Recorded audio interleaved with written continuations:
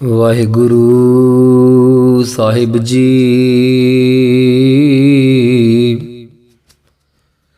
ਧੰਨ ਵਾਹਿਗੁਰੂ ਸਾਹਿਬ ਜੀ।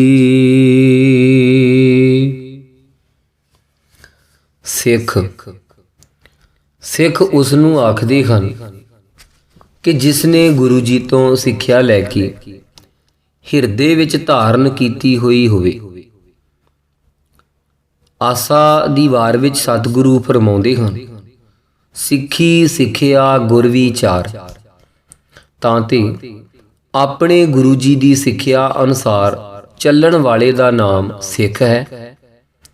ਸਿੱਖ ਉਹ ਬਣ ਸਕਦਾ ਹੈ ਜਿਸ ਦੀ ਹੋਰਨਾਂ ਪਦਾਰਥਾਂ ਨਾਲੋਂ ਬਿਰਤੀ ਟੁੱਟ ਕੇ ਸਤਿਗੁਰੂ ਜੀ ਦੇ ਚਰਨਾਂ ਨਾਲ ਲੱਗ ਜਾਵੇ ਤੇ ਇਹੋ ਜਿਹਾ ਹੋ ਜਾਵੇ ਜਿਹਾ ਕੋ ਭਾਈ ਗੁਰਦਾਸ ਜੀ ਦੱਸਦੇ ਹਨ।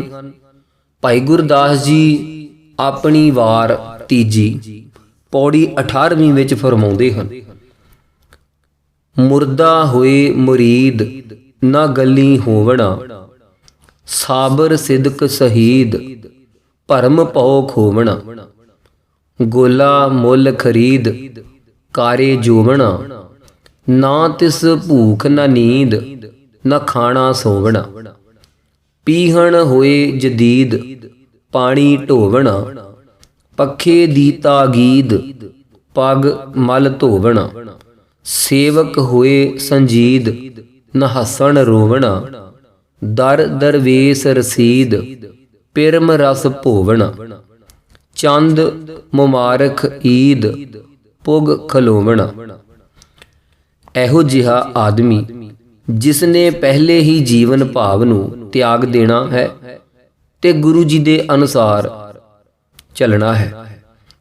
ਗੁਰੂ ਜੀ ਸ਼ਲੋਕ 12 ਤੇ ਵਧੇਕ ਵਿੱਚ ਫਰਮਾਉਂਦੇ ਹਨ, ਪਹਿਲੇ ਪਾਤਸ਼ਾਹ, ਜੋ ਤੋ ਪ੍ਰੇਮ ਖੇਲਣ ਕਾ ਚਾਉ, ਸਿਰ ਧਰ ਤਲੀ ਗਲੀ ਮੇਰੀ ਆਉ, ਇਤ ਮਾਰਗ ਪੈਰ ਧਰੀਜੈ, ਸਿਰ ਦੀਜੈ ਕਾਣ ਨਾ ਕੀਜੈ।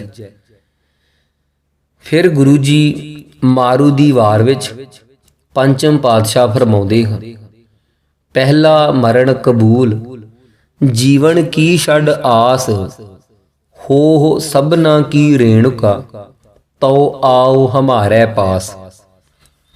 ਪਹਿਲੋਂ ਮਰਨਾ ਹੀ ਕਬੂਲ ਕਰਕੇ ਸਿਰ ਸਤਿਗੁਰੂ ਜੀ ਦੇ ਚਰਨਾਂ ਦੀ ਭੇਟਾ ਕਰ ਦੇਣਾ ਹੈ, ਉਸ ਦਾ ਨਾਮ ਸਿੱਖ ਹੈ। ਸਤਿਗੁਰੂ ਜੀ ਨੇ ਸਿੱਖ ਬਣਨ ਵਾਲਿਆਂ ਨੂੰ ਕੋਈ ਲਾਲਚ ਨਹੀਂ ਦਿੱਤਾ, ਜੈਸੇ ਹਿੰਦੂ ਮਤ ਵਿੱਚ ਸਵਰਗ ਆਦਿਕ ਦਾ ਲਾਲਚ ਦਿੱਤਾ ਜਾਂਦਾ ਹੈ। ਮੁਸਲਮਾਨਾਂ ਵਿੱਚ ਹੂਰਾਂ, ਲੌਂਡੇ ਤੇ ਅੰਤ ਦੇ ਵੇਲੇ ਬਖਸ਼ੇ ਜਾਣ ਦਾ ਲਾਲਚ ਦਿੱਤਾ ਜਾਂਦਾ ਹੈ। ਪਰੰਤੂ ਗੁਰੂ ਜੀ ਨੇ ਇਸ ਦੇ ਬਜਾਏ ਪਹਿਲੋਂ ਹੀ ਸਿਰ ਮੰਗ ਲਿਆ ਹੈ ਤੇ ਸਿੱਧੇ ਰਸਤੇ ਚੱਲਣ ਲਈ ਇਹ ਉਪਦੇਸ਼ ਦਿੱਤਾ ਹੈ। ਗੁਰੂ ਜੀ ਫਰਮਾਉਂਦੇ ਹਨ, ਕਾਮ ਕ੍ਰੋਧ ਲੋਭ ਮੋਹ ਤਜਾਰੀ, ਦ੍ਰਿੜ ਨਾਮ ਦਾਨ ਇਸਨਾਨ ਸੁਚਾਰੀ। ਕਾਮ ਕ੍ਰੋਧ ਲੋਭ ਮੋਹ ਹੰਕਾਰ ਆਦਿਕਾਂ ਨੂੰ ਤਜਵਾ ਕੇ ਨਾਮਦਾਨ ਇਸ਼ਨਾਨ ਨੂੰ ਦ੍ਰਿੜ ਕਰਾਇਆ ਤੇ ਸਿੱਖ ਨੂੰ ਰਾਜ ਜੋਗੀ ਬਣਾ ਦਿੱਤਾ। ਰਾਜ ਮਾਣਦਿਆਂ ਹੋਇਆਂ ਜੋਗ ਮਾਰਗ ਵਿੱਚ ਚੱਲਣ ਲਈ ਇਹ ਹੁਕਮ ਦਿੱਤਾ, ਖੰਨਿਓ ਤਿੱਖੀ ਵੱਲਹੁ ਨਿੱਕੀ, ਏਤ ਮਾਰਗ ਜਾਣਾ। ਇਸ ਕਾਰਨ ਇਸ ਕਠਨ ਰਸਤੇ ਦੇ ਤੁਰਨ ਵਾਲਾ ਸਿੱਖ ਬਣਾਇਆ।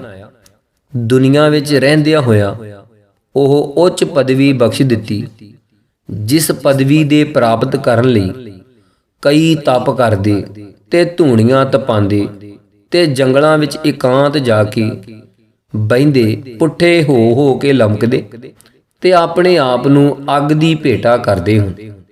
ਸੋ ਰਾਜਯੋਗ ਦੋਵੇਂ ਹਿੱਸੇ ਗੁਰੂ ਜੀ ਨੇ ਸਿੱਖ ਨੂੰ ਬਖਸ਼ ਦਿੱਤੇ। ਜੈਸੇ ਸਾਹਿਬ ਕਲਗੀਧਰ ਜੀ ਨੇ ਇੱਕ ਸਵਈਏ ਦੁਆਰਾ ਉਪਦੇਸ਼ ਦਿੱਤਾ ਹੈ, ਸਵਈਆ, ਧਨ ਜੀਓ ਤਿਹ ਕੋ ਜਗ ਮੈਂ, ਮੁਖ ਤੇ ਹਰ ਚਿਤ ਮੈਂ ਜੁਧ ਵਿਚਾਰੈ, ਦੇਹ ਅਨਿਤ ਨ ਨਿਤ ਰਹੈ, ਜਸ ਨਾਵ ਚੜ੍ਹੈ ਭਵ ਸਾਗਰ ਤਾਰੈ। ਇਨ੍ਹਾਂ ਦੋਹਾਂ ਤੁਕਾਂ ਦੁਆਰਾ ਬੀਰ ਰਸ ਦੇ ਪੈਦਾ ਕਰਨ ਤੇ ਦੇਹ ਨੂੰ ਮਿਥਿਆ ਜਾਣ ਕੇ ਆਪਣੇ ਆਪ ਨੂੰ ਕੁਰਬਾਨ ਕਰਨ ਲਈ ਪ੍ਰੇਰਨਾ ਕਰਦੇ ਹਨ ਤੇ ਦੱਸਦੇ ਹਨ ਕਿ ਸੂਰਮੇ ਬਣ ਕੇ ਸਵਾਮੀ ਦੀ ਆਗਿਆ ਅਨੁਸਾਰ ਕੁਰਬਾਨੀ ਕਰਕੇ ਜਸ ਖੱਟੇ। ਇਹ ਰਾਜਸੀ ਕੰਮ ਦਾ ਉਪਦੇਸ਼ ਹੈ ਤੇ ਅਗਲੀਆਂ ਤੁਕਾਂ ਦੁਆਰਾ ਜੋਗ ਦੇ ਰਸਤੇ ਨੂੰ ਪ੍ਰਾਪਤ ਕਰਨ ਤੇ ਦਿਲ ਵਿੱਚੋਂ ਕਾਇਰ ਤਾਈ ਨੂੰ ਦੂਰ ਕਰਨ ਦਾ ਉਪਦੇਸ਼ ਦਿੰਦੇ ਹਨ। ਜਥਾ ਧੀਰਜ ਧਾਮ ਬਨਾਏ ਇਹ ਤਨ, ਬੁੱਧ ਸੁਦੀਪਕ ਜਿਉ ਉਜਿਆਰੈ। ਗਿਆਨਹਿ ਕੀ ਬਢਨੀ ਮਨਹੂ ਹਾਥ ਲੈ, ਕਾ ਤਰਤਾ ਕੁਤਵਾਰ ਬੁਹਾਰੈ। ਹਾਂਜੀ, ਫਿਰ ਸਿੱਖ ਨੂੰ ਭਾਣੇ ਅੰਦਰ ਚੱਲ ਕਰਕੇ ਬ੍ਰਹਮ ਗਿਆਨ ਦੀ ਪ੍ਰਾਪਤੀ ਕਰਕੇ ਬ੍ਰਹਮ ਗਿਆਨੀ ਬਣਨ ਦਾ ਉਪਦੇਸ਼ ਦਿੰਦੇ ਹਨ ਤੇ ਦੱਸਦੇ ਹਨ ਕਿ ਇਸ ਤਰ੍ਹਾਂ ਦੇ ਪੂਰਨਿਆਪੁਰ ਚੱਲਣ ਵਾਲਾ ਸਿੱਖ ਬ੍ਰਹਮ ਪਰਮਾਤਮਾ ਦੇ ਚਰਨਾਂ ਵਿੱਚ ਹੀ ਲੀਨ ਹੋ ਜਾਂਦਾ ਹੈ। ਜੈਸੇ ਜਲ ਵਿੱਚ ਜਲ ਅਭੇਦ ਹੋ ਜਾਂਦਾ ਹੈ, ਤੈਸੇ ਸਿੱਖ ਵੀ ਅਭੇਦ ਰੂਪ ਹੋ ਜਾਂਦਾ ਹੈ। ਜੈਸੇ ਗੁਰਵਾਕ ਹੈ, 9ਵੇਂ ਪਾਤਸ਼ਾਹ ਦਾ ਧੰਨ ਗੁਰੂ ਤੇਗ ਬਹਾਦਰ ਪਾਤਸ਼ਾਹ ਜੀ ਸੋਰਠ ਰਾਗ ਵਿੱਚ ਫਰਮਾਉਂਦੇ ਹਨ, ਜੋ ਨਰ ਦੁਖ ਮੈਂ ਦੁਖ ਨਹੀਂ ਮਾਨੈ, ਸੁਖ ਸਨੇਹ ਅਰ ਭੈ ਨਹੀਂ ਜਾਕੈ, ਕੰਚਨ ਮਾਟੀ ਮਾਨੈ ਰਹਾਉ। ਨਹਿ ਨਿੰਦਿਆ ਨਹਿ ਉਸਤਤ ਜਾਕੈ, ਲੋਭ ਮੋਹ ਅਭਿਮਾਨਾ, ਹਰਖ ਸੋਗ ਤੇ ਰਹਿ ਨਿਆਰੋ, ਨਾਹਿ ਮਾਨ ਅਪਮਾਨਾ। ਆਸਾ ਮਨਸਾ ਸਗਲ ਤਿਆਗੈ, ਜਗ ਤੇ ਰਹਿ ਨਿਰਾਸਾ, ਕਾਮ ਕ੍ਰੋਧ ਜਿਹ ਪਰਸੈ ਨਾਹਿ, ਤਿਹ ਘਟ ਬ੍ਰਹਮ ਨਿਵਾਸਾ। ਗੁਰ ਕਿਰਪਾ ਜਿਹ ਨਰ ਕੋ ਕੀਨੀ, ਤਿਹ ਇਹ ਜੁਗਤ ਪਛਾਨੀ, ਨਾਨਕ ਲੀਨ ਭਇਓ ਗੋਬਿੰਦ ਸਿਓ, ਜਿਉ ਪਾਣੀ ਸੰਗ ਪਾਣੀ। ਇਸ ਮਹਾਨ ਅਵਸਥਾ ਵਿੱਚ ਪਹੁੰਚ ਕੇ ਗੁਰੂ ਜੀ ਦਾ ਸਿੱਖ ਗੁਰੂ ਜੀ ਨਾਲ ਲੀਨ ਹੋ ਕੇ ਸਦਾ ਹੀ ਅਭੇਦ ਰਹਿੰਦਾ ਹੈ ਤੇ ਗੁਰੂ ਤੇ ਸਿੱਖ ਵਿੱਚ ਕੋਈ ਭੇਦ ਨਹੀਂ ਰਹਿੰਦਾ। ਜਿਵੇਂ ਸਤਿਗੁਰੂ ਜੀ ਚੌਥੇ ਪਾਤਸ਼ਾਹ ਧੰਨ ਗੁਰੂ ਰਾਮਦਾਸ ਪਾਤਸ਼ਾਹ ਜੀ ਆਸਾ ਰਾਗ ਵਿੱਚ ਫਰਮਾਉਂਦੇ ਹਨ, ਗੁਰੂ ਸਿੱਖ ਸਿੱਖ ਗੁਰੂ ਹੈ, ਏਕੋ ਗੁਰ ਉਪਦੇਸ਼ ਚਲਾਏ, RAM ਨਾਮ ਮੰਤ ਹਿਰਦੈ ਦੇਵੈ, ਨਾਨਕ ਮਿਲਣ ਸੁਭਾਏ। ਹਰ ਹਰ ਜਨ ਦੁਈ ਏਕ ਹੈ, ਬਿਬ ਵਿਚਾਰ ਕਛ ਨਾਹਿ, ਜਲ ਤੇ ਉਪਜ ਤਰੰਗ ਜਿਉ, ਜਲ ਹੀ ਬਿਖੈ ਸਮਾਹਿ। ਇਸ ਪ੍ਰਕਾਰ ਸੁਖਮਨੀ ਸਾਹਿਬ ਵਿੱਚ ਵੀ ਸਤਿਗੁਰੂ ਫਰਮਾਉਂਦੇ ਹਨ, ਆਪ ਜਪੋ ਅਵਰਹਿ ਨਾਮ ਜਪਾਵੋ। ਆਪ ਜਪਦੇ ਹੋਏ ਅਜਪਾ ਰੂਪ ਵਿੱਚ ਪਹੁੰਚ ਕੇ ਹੋਰਨਾਂ ਨੂੰ ਗੁਰ ਉਪਦੇਸ਼ ਦੁਆਰਾ ਨਾਮ ਦੀ ਦਾਤ ਬਖਸ਼ਦੇ ਹਨ। ਮੈਤਰੀ ਮੁਦਤਾ ਕਰਣਾ ਅਪੇਖਿਆ ਨੂੰ ਵਰਤ ਕੇ ਦਿਖਾ ਦਿੰਦੇ ਹਨ ਤੇ ਇਹੋ ਜਿਹੇ ਗੁਰਸਿੱਖਾਂ ਦੀ ਮਹਿਮਾ ਹੀ ਗੁਰੂ ਜੀ ਨੇ ਵਰਣਨ ਕੀਤੀ ਹੈ। ਗੁਰਸਿੱਖਾਂ ਕੀ ਹਰ ਧੂੜ ਦੇਹ, ਹਮ ਪਾਪੀ ਭੀ ਗਤ ਪਾਹਿ। ਵਾਹ ਵਾਹ, ਧੰਨ ਗੁਰ ਸਿੱਖੀ ਜਿਸ ਨੂੰ ਮੇਰੇ ਸਤਿਗੁਰੂ ਜੀ ਨੇ ਐਡੀ ਵਡਿਆਈ ਬਖਸ਼ੀ ਹੈ ਤੇ ਕਿਹਾ ਹੈ ਕਿ ਹੇ ਜੀਵ, ਜੇ ਤੈਨੂੰ ਗੁਰੂ ਨਿਰੰਕਾਰ ਦੇ ਚਰਨਾਂ ਨਾਲ ਮਿਲਣ ਦੀ ਇੱਛਾ ਹੈ ਤਾਂ ਗੁਰੂ ਜੀ ਦੇ ਸਿੱਖਾਂ ਪਾਸ ਪੁੱਜ। ਉਥੇ ਪੁੱਜ ਕੇ ਗੁਰੂ ਜੀ ਦੇ ਅਨੁਸਾਰ ਹੁਕਮ ਅਨੁਸਾਰ ਜੋ ਦੀਸੈ ਗੁਰ ਸਿੱਖੜਾ, ਤਿਸ ਨਿਵ ਨਿਵ ਲਾਗੋ ਪਾਏ ਜਿਉ। ਜੋ ਸਿੱਖ ਮਿਲੇ ਉਸ ਦੀ ਚਰਨੀ ਲੱਗੀਏ ਤੇ ਫਿਰ ਉਸ ਦੇ ਪਾਸ ਆਖਾ ਬਿਰਥਾ ਜੀਏ ਕੀ, ਗੁਰ ਸੱਜਣ ਦੇਹ ਮਿਲਾਏ ਜਿਉ।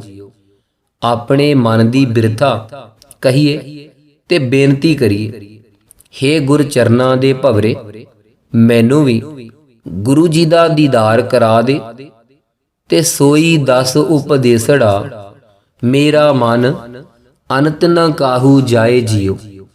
ਉਹ ਉਪਦੇਸ਼ ਦੇ ਜਿਸ ਉਪਦੇਸ਼ ਨਾਲ ਮੇਰਾ ਮਨ ਗੁਰੂ ਜੀ ਦੇ ਚਰਨਾਂ ਨਾਲ ਹੀ ਜੁੜਿਆ ਰਹੇ, ਤੇ ਹੋਰ ਜੇ ਕਿਰਪਾ ਕਰੇ ਤਾਂ ਇਹੋ ਮਨ ਤੈ ਕੂ ਡੇਵਸਾ। ਮੈਂ ਮਾਰਗ ਦੇਹੁ ਬਤਾਏ ਜਿਉ। ਇਹ ਮਨ ਵੀ ਮੈਂ ਤੇਰੇ ਅਰਪਣ ਕਰ ਦੇਵਾਂਗਾ, ਪਰ ਮੈਨੂੰ ਗੁਰਸਿੱਖੀ ਦਾ ਰਸਤਾ ਬਤਾ ਦੇ, ਕਿਉਂਕਿ ਤੂੰ ਉਸ ਰਸਤੇ ਦਾ ਭੇਤੀ ਹੈ। ਐਸੇ ਗੁਰਸਿੱਖਾਂ ਪਾਸ ਬੇਨਤੀ ਕਰਨ ਦਾ ਹੁਕਮ ਮੇਰੇ ਸਤਿਗੁਰੂ ਜੀ ਨੇ ਦਿੱਤਾ ਹੈ। ਵਾਹ ਵਾਹ, ਧੰਨ ਗੁਰਸਿੱਖੀ, ਧੰਨ ਸਿੱਖੀ। ਗੁਰਸਿੱਖੀ ਦੁਨੀਆ ਦੇ ਸਭਨਾ ਪਦਾਰਥਾਂ ਨਾਲੋਂ ਵੱਡੀ ਤੇ ਅਮੋਲਕ ਵਸਤੂ ਹੈ, ਤੇ ਨਿਭਾਈ ਔਖੀ ਜਾਂਦੀ ਹੈ। ਭਾਈ ਗੁਰਦਾਸ ਜੀ ਆਪਣੀ ਵਾਰ ਦੇ ਵਿੱਚ ਦੱਸਦੇ ਹਨ।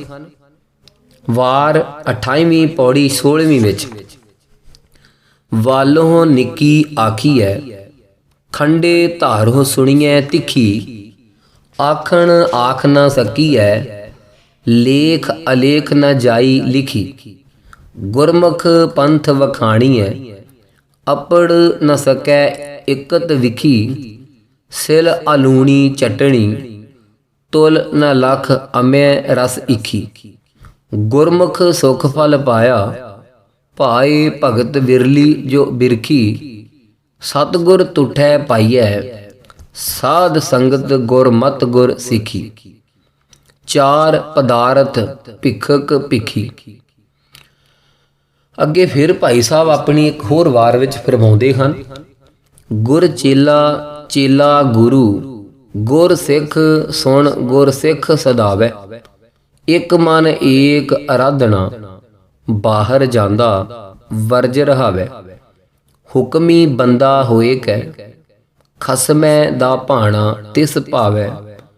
ਮੁਰਦਾ ਹੋਏ ਮੁਰੀਦ ਸੋਏ ਕੋ ਵਿਰਲਾ ਗੁਰ ਗੋਰ ਸਮਾਵੈ। ਪੈਰੀ ਪੈ ਪਾ ਖਾਕ ਹੋਏ ਪੈਰੀ ਪੈ ਪਾ ਖਾਕ ਹੋਏ। ਪੈਰਾਂ ਉੱਪਰ ਸੀਸ ਧਰਾਵੈ। ਆਪ ਗਵਾਏ ਆਪ ਹੋਏ ਦੂਜਾ ਭਾਉ ਨ ਨਦਰੀ ਆਵੈ। ਗੁਰ ਸਿੱਖੀ ਗੁਰ ਸਿੱਖ ਕਮਾਵੈ। ਇਹਨਾਂ ਸ਼ਬਦਾਂ ਤੋਂ ਪਤਾ ਲੱਗਦਾ ਹੈ ਕਿ ਗੁਰਸਿੱਖੀ ਸਭ ਤੋਂ ਸ੍ਰੇਸ਼ਟ ਪਦਾਰਥ ਹੈ। ਗੁਰਸਿੱਖ ਮੁਰਦੇ ਹੋ ਕੇ ਅਰਥਾਤ ਜੀਵਤ ਭਾਵ ਅਹੰਕਾਰ ਦਿਕ ਨੂੰ ਮਾਰ ਕੇ ਗੁਰਸਿੱਖੀ ਨੂੰ ਕਮਾਉਂਦੇ ਹਨ। ਸੋ ਇਹ ਗੁਰਸਿੱਖੀ ਦੀ ਦਾਤ ਵਡਭਾਗੀ ਪੁਰਸ਼ਾਂ ਨੂੰ ਪ੍ਰਾਪਤ ਹੁੰਦੀ ਹੈ। ਜੇ ਅਸੀਂ ਮਨੁੱਖ ਜਨਮ ਪਾਏਗੇ ਤੇ ਫਿਰ ਸ੍ਰੀ ਗੁਰੂ ਨਾਨਕ ਦੇਵ ਜਗਤ ਗੁਰੂ ਜੀ ਦੀ ਉੱਚੀ ਸਿੱਖਿਆ ਤੋਂ ਖਾਲੀ ਰਹੀਏ ਤਾਂ ਦੁਨੀਆ ਵਿੱਚ ਸਾਡੇ ਵਰਗਾ ਨਿਭਾਗਾ ਪੁਰਸ਼ ਹੋਰ ਕੌਣ ਹੋ ਸਕਦਾ ਹੈ। ਤਾਂ ਤੇ ਹਰ ਇੱਕ ਜੀਵ ਨੂੰ ਚਾਹੀਏ ਕਿ ਆਪਣੇ ਸਰੀਰ ਦੀ ਸਫਲਤਾ ਅਤੇ ਕਲਿਆਣ ਦੀ ਪ੍ਰਾਪਤੀ ਲਈ ਗੁਰਸਿੱਖੀ ਨੂੰ ਧਾਰਨ ਕਰੇ, ਕਿਉਂਕਿ ਸਿੱਖੀ ਪੰਥ ਕੋਈ ਬਨਾਵਟੀ ਪੰਥ ਨਹੀਂ ਹੈ ਤੇ ਨਾ ਹੀ ਕਿਸੇ ਖਾਸ ਆਦਮੀ ਦਾ ਪੈਰੋਕਾਰ ਹੈ, ਬਲਕਿ ਅਕਾਲ ਪੁਰਖ ਦਾ ਸਾਜਿਆ ਹੋਇਆ ਕੁਦਰਤੀ ਪੰਥ ਹੈ ਤੇ ਹਰ ਵਕਤ ਉਸ ਕਰਤੇ ਦੀ ਕੁਦਰਤ ਨਾਲ ਉਸ ਦੇ ਭਾਣੇ ਅੰਦਰ ਚੱਲਦਾ ਹੈ। ਤਾਂ ਤੇ ਹਰ ਇੱਕ ਸੱਜਣ ਨੂੰ ਚਾਹੀਦਾ ਹੈ ਕਿ ਇਸ ਰੱਬੀ ਅਕਾਲੀ ਪੰਥ ਵਿੱਚ ਸ਼ਾਮਲ ਹੋ ਕੇ ਜਨਮ ਮਰਨ ਦੀ ਫਾਂਸੀ ਕੱਟੇ, ਕਿਉਂਕਿ ਇਸ ਪੰਥ ਵਿੱਚ ਸ਼ਾਮਲ ਹੋਣ ਵਾਲੇ ਇਹ ਲੋਕ ਸੁਖੀਏ ਪਰਲੋਕ ਸੁਹੇਲੇ। ਨਾਨਕ ਹਰ ਪ੍ਰਭ ਆਪਹਿ ਮੇਲੇ। ਲੋਕ ਪਰਲੋਕ ਵਿੱਚ ਸੁਖ ਮਾਣਦੇ ਹੋਏ ਪ੍ਰਭੂ ਪਰਮਾਤਮਾ ਦੇ ਚਰਨਾਂ ਨਾਲ ਮਿਲ ਕੇ ਸਦਾ ਸੁਖ ਨੂੰ ਭੋਗਦੇ ਹਨ। ਮਹਾਰਾਜ ਜੀ ਦਾ ਕਥਨ ਹੈ, ਤਿੰਨ ਸ੍ਰੀ ਗੁਰੂ ਨਾਨਕ ਦੇਵ ਜੀ ਨੇ ਤਿੰਨ ਇਹ ਕਲਮੋ ਧਰਮ ਸਿੱਖੀ ਪੰਥ ਚਲਾਇਓ। ਸਭ ਸਾਧਨ ਕੋ ਰਾਹ ਬਤਾਇਓ। ਜੋ ਤਾਕੇ ਮਾਰਗ ਮਹਿ ਆਏ। ਤੇ ਕਬਹੂ ਨਹਿ ਪਾਪ ਸੰਤਾਏ। ਜੇ ਜੇ ਪੰਥ ਤਵਨ ਕੇ ਪਰੇ। ਪਾਪ ਤਾਪ ਤਿਨ ਕੇ ਪ੍ਰਭ ਹਰੇ। ਦੁਖ ਭੂਖ ਕਬਹੂ ਨ ਸੰਤਾਏ, ਜਾਲ ਕਾਲ ਕੇ बीच न ਆਏ। ਬਚਿੱਤਰ ਨਾਟਕ। ਤਾਂ ਤੇ ਸਦਾ ਸੁਖ ਨੂੰ ਮਾਣਨ ਲਈ ਗੁਰਸਿੱਖੀ ਧਾਰਨ ਕਰੀਏ ਤੇ ਦੁਨੀਆ ਤੋਂ ਮੁਖ ਉਜਲਾ ਲੈ ਕੇ ਜਾਈਏ ਤੇ ਸਿੱਖ ਨਾਮ ਨੂੰ ਪਵਿੱਤਰ ਕਰੀਏ। ਇੱਥੇ ਫਿਰ ਭਗਤ ਜੀ ਇਸ ਜਿਹੜਾ ਹੈ ਸਿੱਖੀ ਦਾ ਜੋ ਅੱਜ ਸਾਡਾ ਪਾਠ ਸੀ ਸਿੱਖ ਦਾ, ਸਿੱਖ ਦੀ ਪਰਿਭਾਸ਼ਾ ਦਾ, ਉਸ ਦੀ ਸਮਾਪਤੀ ਦੇ ਭਗਤ ਸਾਹਿਬ ਜੀ ਗਿਆਨੀ ਜੀ ਆਪਣਾ ਬੈਂਤ ਲਿਖਦੇ ਹਨ।